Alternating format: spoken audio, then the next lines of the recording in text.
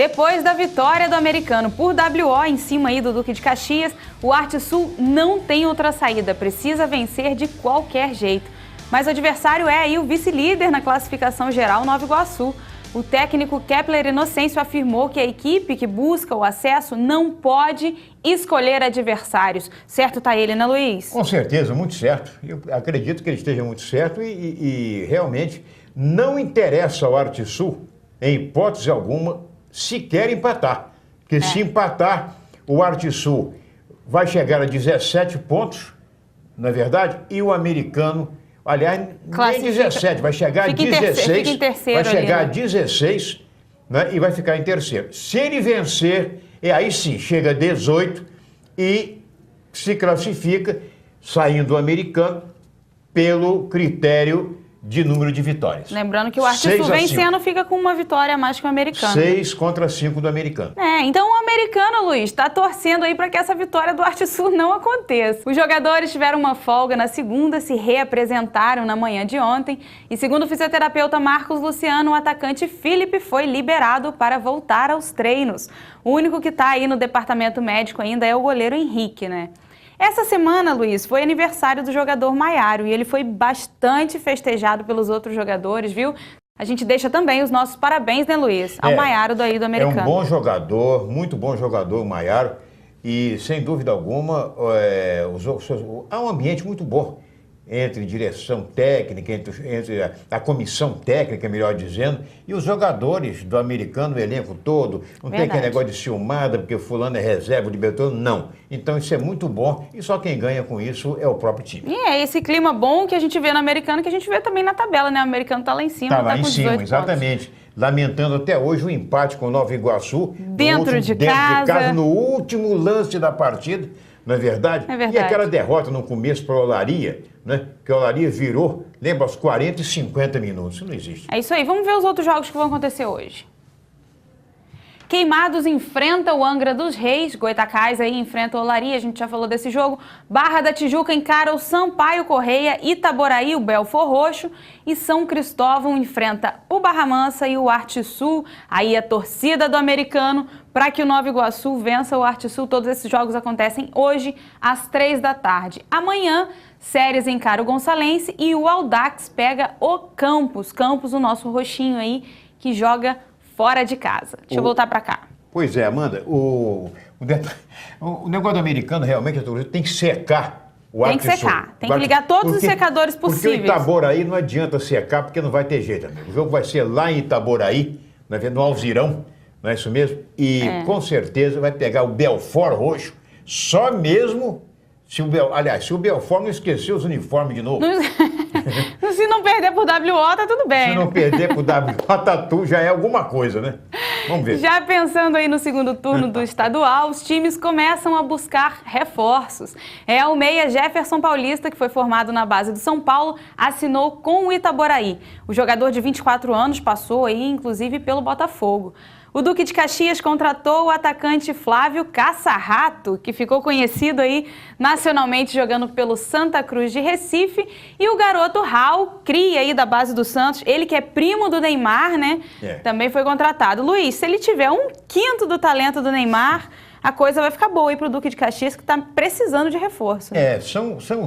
Você veja bem que os clubes, os times estão se reforçando, já pensando na Taça Corcovado, que é o segundo turno. Né? Quer dizer, o Duque de Caxias, esse Flávio, né? O Flávio Caça-Rato, né? Foi um jogador que ele tem esse apelido porque disse que lá no interior, lá ele jogou no Santa Cruz de Pernambuco. Tinha muito rato e ele matava os ratos, ele morava, ele vivia caçando rato lá, preá, aquelas coisas todas. Oh, meu Deus. Mas ele marcou o gol da vitória do Santa Cruz, que deu o acesso em 2014, o Santa Cruz, da Série C para a Série B. Ele ficou por um tempo lá, ídolo, depois foi emprestado, saiu, assinou lá com outros clubes do interior de Pernambuco e agora vem para o Duque de Caxias. De repente dá certo no Rio de Janeiro, né? E o Sampaio Correia também tem novidade, viu? Eles contrataram o goleiro Leandro Alcacis, o volante Fábio Azevedo e o atacante Lafayette. E o Barra da Tijuca, adversário aí do Sampaio Corrêa, agora, hoje, né, o jogo acontece hoje, fechou com o goleiro André, que deixou o Bangu na semana passada. Muitas mudanças aí, né? Por aí. Muitos reforços para a próxima fase, cada um né? procurando se garantir, pelo menos, na Série B. Portanto, que eu digo que sempre, tanto o Goitacás como o Roxinho, eles têm que estar já com o sinal, farol amarelo, né, ligado, porque não pode deixar quem está atrás passar. Vamos nos aproximar do que estão na frente e tem que ficar, de olho, porque a coisa não é fácil. Os outros times estão se reforçando, então Goitacás e Roxinho não podem ficar para trás. Agora vamos falar de Copa do Brasil. Também. O Vasco estreia hoje contra o Remo lá em Belém. O Vasco que está invicto aí no Carioca, né? Mas que não vem, Luiz, jogando um grande futebol aí nas últimas partidas, não, né? Vamos ver como é que vai ser hoje. Não tem, inclusive, agradado a sua torcida. Tem saído dos jogos sob vaias da torcida em São Januário, não é verdade? É um jogo difícil para o Vasco, não penso que é fácil não, porque esse time lá, o Clube do Remo, o jogo vai ser no Mangueirão. Eu já fiz alguns jogos lá no Mangueirão, pelo menos 2 vezes, e por emissora de rádio, e a torcida do Pará, essa torcida é um caldeirão aquilo lá. Eles se unem, é time do Rio, é time lá eles falam time do Sul, time do... Então, todo mundo contra o time que vem de fora. É o futebol do Pará contra eles. Então pode crer que vai lotar o Mangueirão logo mais e o Vasco, aquela intenção do Vasco de vencer por 2 gols ou mais para evitar o jogo de volta, vai ser muito difícil. O que seria ótimo para o Vasco, porque o jogo de volta acontece no dia 27, o que fica ali muito próximo da tabela do Carioca. Então o Vasco passando para a próxima fase, esse descansinho aí desse segundo jogo contra o Remo seria muito bem-vindo. Exatamente. Tem um detalhe aí, a delegação do Vasco, de lá, de Belém do Pará, pega um voo para Manaus, já que está no norte, onde vai jogar domingo com o Fluminense lá na Arena da Amazônia.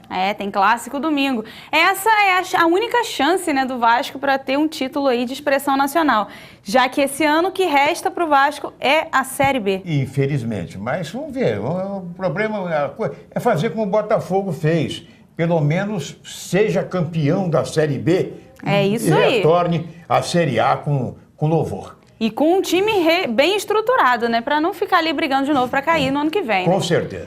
O Vasco deve ter aí a ausência de Rodrigo e Júlio César, que estão se recuperando de algumas dores. E a tendência é que Henrique na lateral esquerda e Rafael Vaz na zaga comecem jogando. Um jogo muito importante para o Vasco, como a gente falou, mas muito difícil também de evitar esse jogo de volta aí, né, Luiz? A gente vai para o intervalo rapidinho e volta já já, não sai daí.